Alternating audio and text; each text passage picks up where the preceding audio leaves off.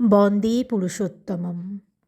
পরম প্রেমময় শ্রী শ্রী ঠাকুরের চরণে আমার শতকোটি প্রণাম। ইষ্টপ্রাণ দাদা ও মায়েদের আমার আন্তরিক জয়গুরু। শ্রী শ্রী আচার্যদেব বলে চলেছেন, আপনারা সবাই ঠাকুরকে ভালোবেসে দূর থেকে এখানে এসেছেন। এখানে চারপাশ দেখে ভালো লাগছে, খুব ভালো কথা। কিন্তু আপনারা প্রত্যেকে মনে করবেন আপনাদের প্রত্যেকের জীবনটা এক একটা মন্দির। এই জীবনের গল্পটার মধ্যেই ঠাকুরের প্রকৃত গল্প। ঠাকুর এখানে আছেন, মন্দিরে আছেন, আর জীবনে নেই, তা কিন্তু নয়।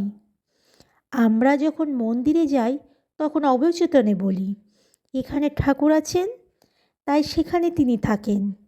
আর যখন বাড়ি ফিরে যাই তখন আমাদের মনের বিচার তার উপস্থিতির উপলব্ধি ঘটতে দেয় না। তাহলে মনের